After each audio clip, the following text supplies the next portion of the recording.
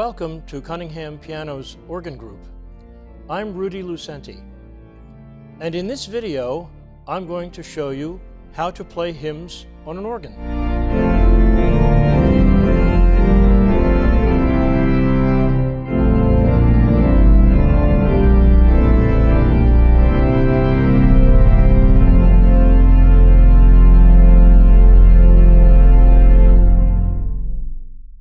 Before we actually get into playing a hymn, we should really look at the obvious differences between an organ and, let's say, a piano.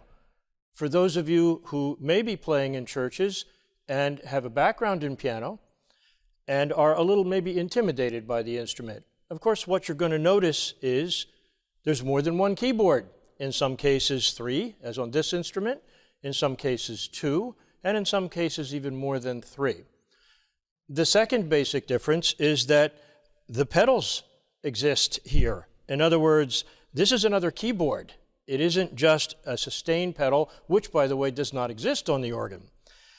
The third difference is that the keys don't do anything unless you have engaged a sound known as an organ stop. So it's essential to be able to know which sounds to engage. And then the last difference is that once you engage a sound, how you hit the key in terms of the amount of force you use will not make a difference in the volume. In that case, there are other pedals called expression pedals that determine the volume of the instrument.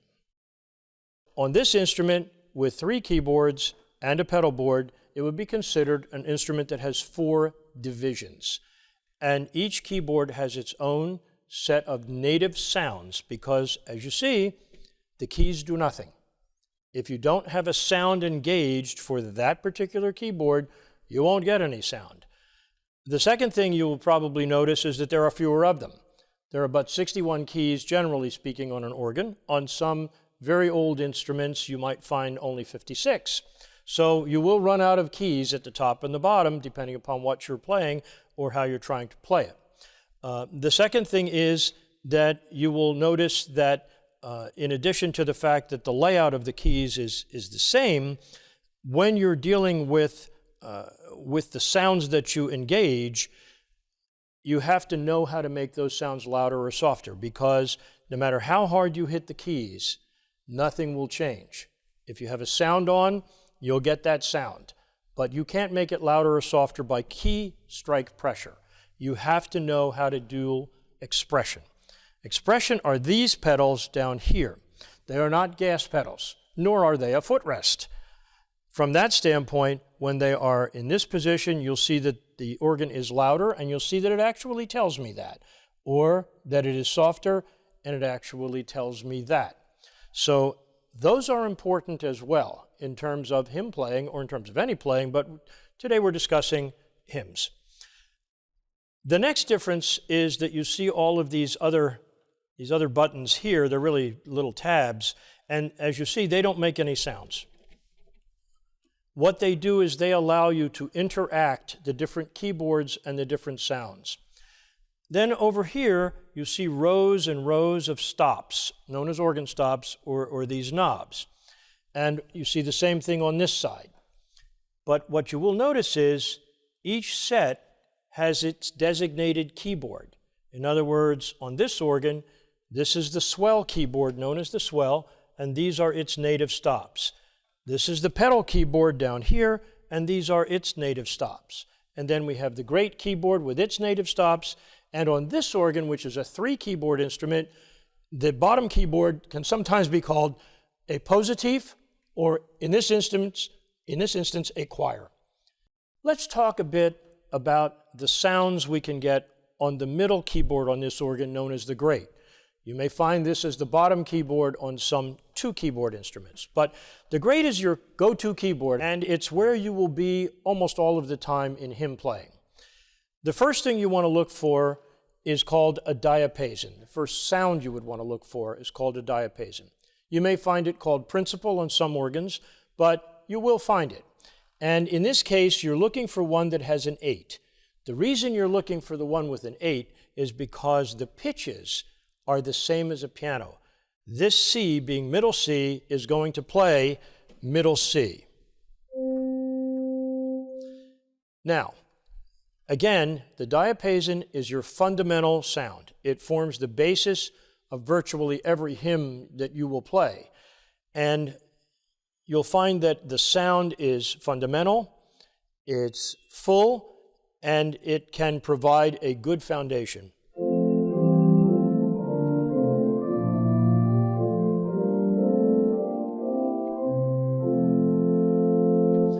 Now, the beauty of the organ, of course, is that while a congregation can hear that very well, when they start to sing, they don't hear it at all because they're singing the same pitch. What you can look for is another diapason, and you'll find that to have a different number. That will have a 4 on it. And a diapason with a 4, sometimes called octave, it can have any number of designations, but generally it'll either be octave or diapason 4, something of that nature, or you can find it simply by what it sounds like. And what it does is middle C doesn't play middle C. It plays an octave above. The beauty of the organ is you can add them. Having done that, a congregation singing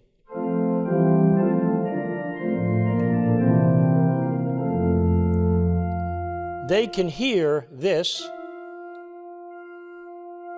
and as a result of that, they can follow the melody line very easily. Again, you can go even one step further, because then you're going to see some stops with a 2. And instead of being the octave higher like the 4, it's even yet another octave higher. And when you start adding those,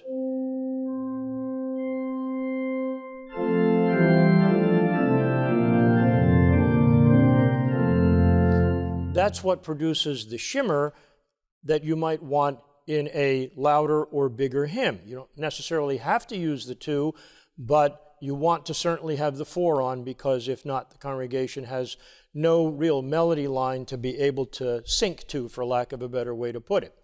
Now, generally speaking, when you're dealing with the Great Division, dealing with the diapasons is most important in hymn playing, because it's the basic. It's the flour for the batter. You can worry about the icing on the cake as you learn the instrument and as you explore the instrument and some of its other resources. So let's just stick right with where we are with that just 8-4-2 sound, and again, I'll demonstrate what it does.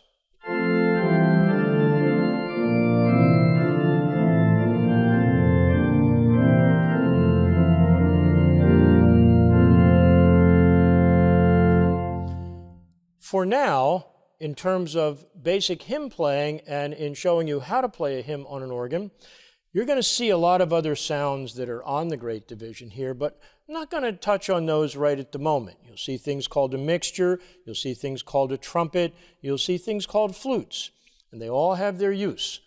But for now, in terms of hymn playing, we're just going to stick to the fundamental diapason sound.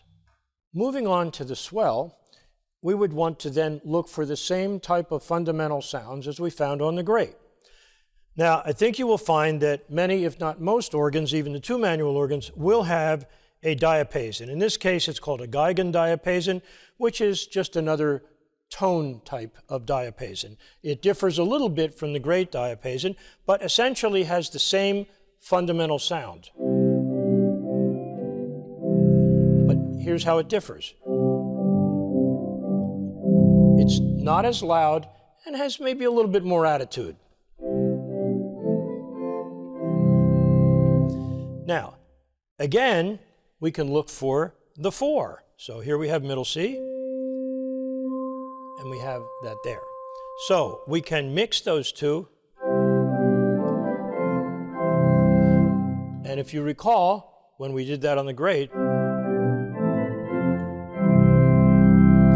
now, this is the first time that we can discuss one of these tabs, because now that we're talking about the swell and we're talking about the great, now we see things that say swell to great.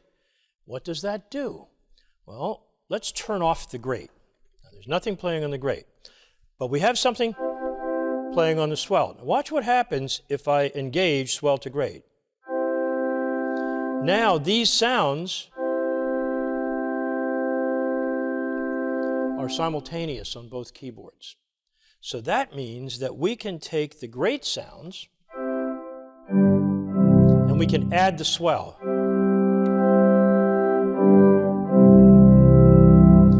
Now, one of the differences you might find is you notice that this does not have a 2 above the 4 the way it did here. The 2 is over here, and it's a flute on this organ. And on many organs it may be called any number of things, but while it is an octave higher, it's a little harder to hear. That's not a disadvantage for this reason. You might want to have the great, you might want to have the swell with it, but you don't want this. That's too much. So you can add. So you see, there's a lot you can do with just piano skills, essentially, because all I've done is I've engaged, there's only 5 sounds happening here, and yet that gives me plenty of comprehensive sound to even play hymns. Moving on to the choir or positive, depending upon the instrument. Once again, here we can find a diapason sound. And again, it's different. But it's in the same family, so it's not terribly different. It's a little thinner, and it tends to not be quite as loud. And then, as you see, now we have 3. Again, on the choir division, we can find a 4, and here for the first time you see the designation principal. So that gives us that octave higher, and on the choir division here, we have the 2, so we can go an octave higher. And it's softer, so that gives us an opportunity to be able to get a little bit more creative as we move along. Remember that you never really need to move away from this keyboard because of what we talked about, these tabs up here, which are called couplers. So we can pick, let's say we're going to play a hymn, and we pick an 8/4 diapason.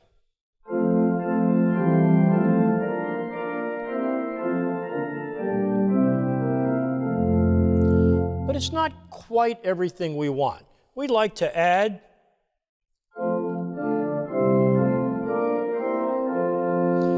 so if we add now the swell to the great,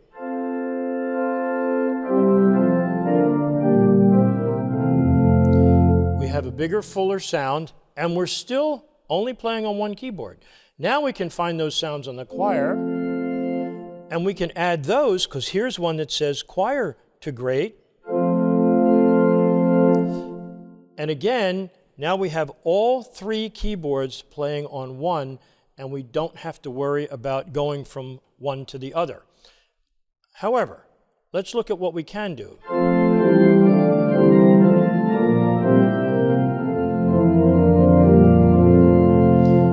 So if you wanted to get really creative, you can then move to another keyboard.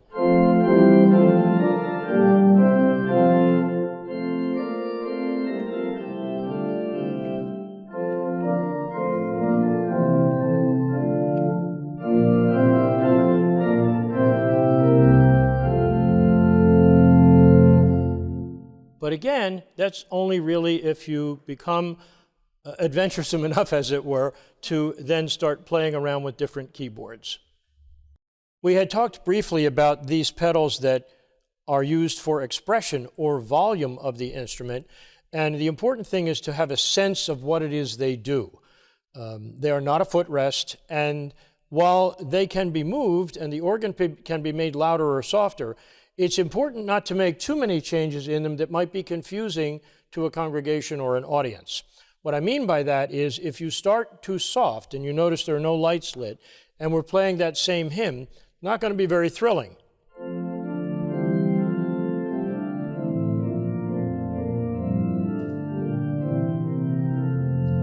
But if we have them all the way open,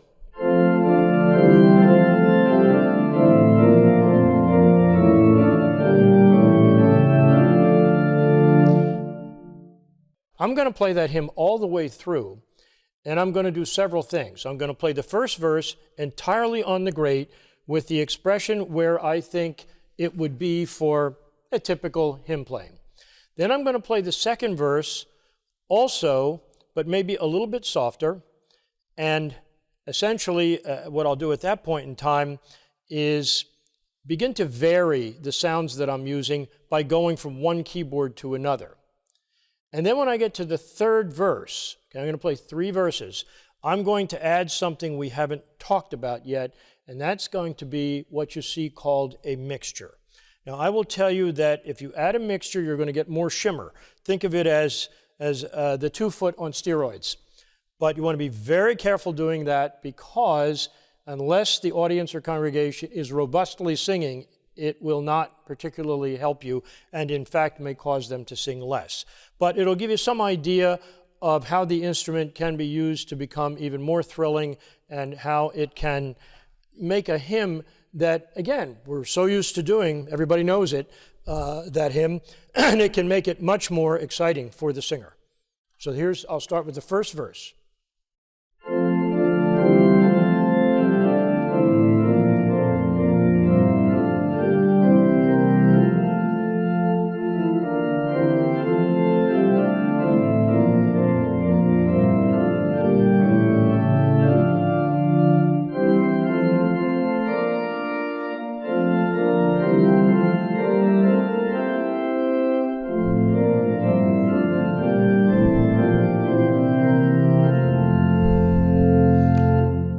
Now the second verse.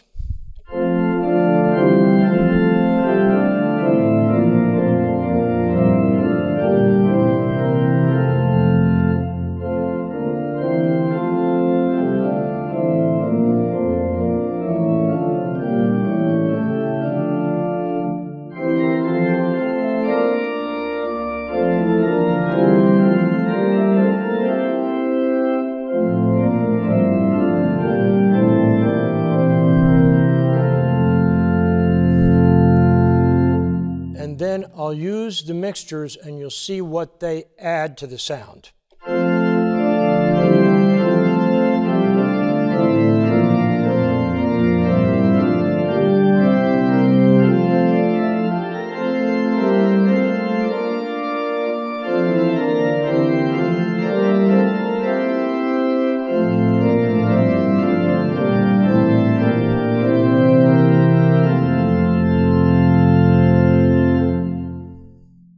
Now let's move along and add pedals to our hymn. Now if we look over here, we have stops that are native to the pedal division. Well, let's see what we have. Well, we know that we want our diapasons playing, and we have selected those. So, and by the way, you notice if there are no stops selected, nothing plays on the pedal board. But here's a diapason, so let's try that one.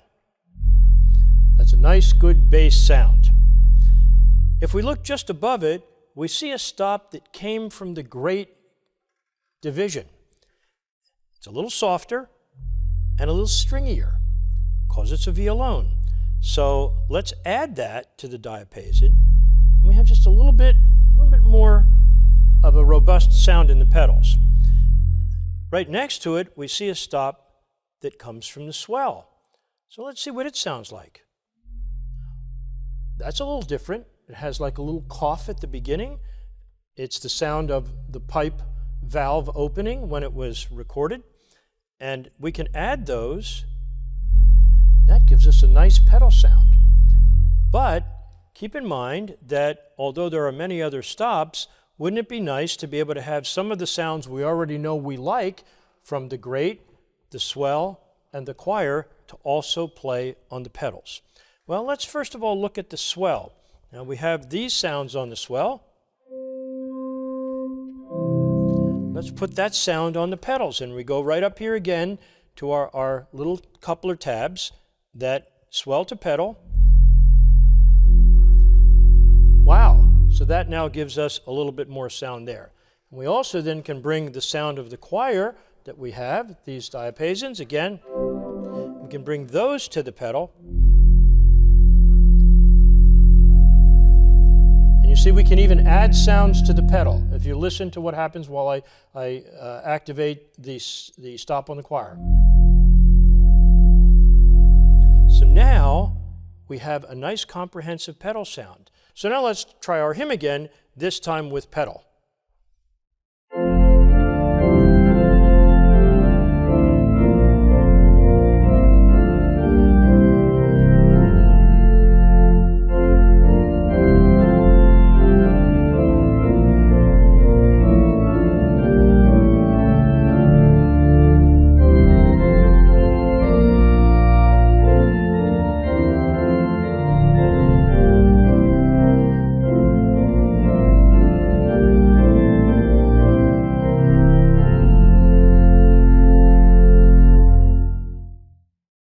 Thanks so much for taking the time to watch this video. I hope that it has been helpful in, if nothing else, inspiring you to spend some time learning the instrument and learning from the instrument, which is probably something that I think is probably one of its greatest assets. I've been a church musician for going on 60 years, and I can tell you that I still learn. I still find sounds that I didn't use before. I still find a different personality of an audience or congregation I'm playing for to change how I play or what stops I use. And I think you'll find that after a while, you develop kind of a sense of what you want to do. And when you approach the instrument, it will essentially follow your wishes and commands and will provide you with the resources that you need to be able to enjoy playing the instrument, which of course is the first thing that's important to being able to be very good about inspiring others with the instrument. For Cunningham Piano's Organ Group, I'm Rudy Lucenti. Thanks for watching.